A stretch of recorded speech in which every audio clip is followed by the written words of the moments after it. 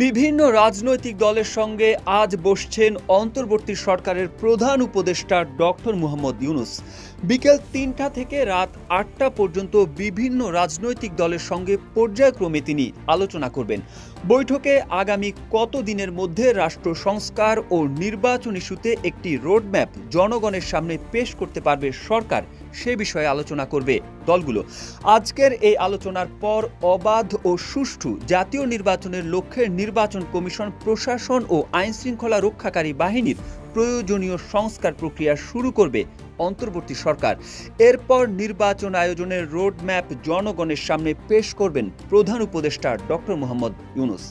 Redmi 13 style বানাই দুনিয়া কাঁপায়।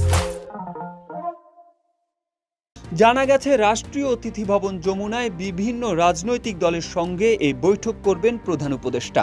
আজকের বৈঠকেও আওয়ামী লীগ বা 14 দলীয় জোটের কেউ উপস্থিত থাকবে না বলেই ধারণা করা হচ্ছে।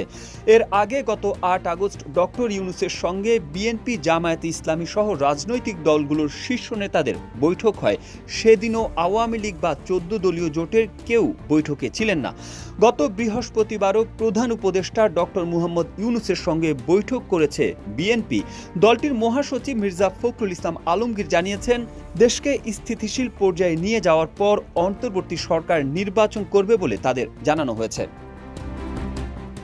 এর আগে গত ৮ আগস্ট রাজনৈতিক দলের শীর্ষ নেতাদের সঙ্গে বৈঠক করেন ডক্টর মোহাম্মদ ইউনূস। সে সময় তার সঙ্গে বিএনপি, জামায়াতে ইসলামী, গণতন্ত্র মঞ্চ, বাম গণতান্ত্রিক জোট, এবি পার্টি, বাংলাদেশ জাতীয় পার্টি, বিজেপি, এনডিএম সহ বিভিন্ন রাজনৈতিক দলের শীর্ষ নেতারা সাক্ষাৎ করেন। এরপর গত ২৯ আগস্ট বিএনপির সঙ্গে বৈঠক করেছেন প্রধান উপদেষ্টা।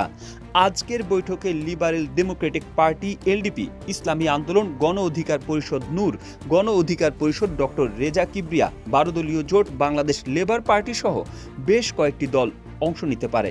এ বিষয়ে পরিবেশ ও জলবায়ু বিষয়ক উপদেষ্টা সৈয়দা রিজওয়ানা হাসান জানান, রাজনৈতিক দলগুলোর সঙ্গে সরকার আলাপ আলোচনার প্রক্রিয়া চালু রাখবে। তারা যেসব সংস্কার প্রস্তাব দেবে তা সরকার গ্রহণ করবে।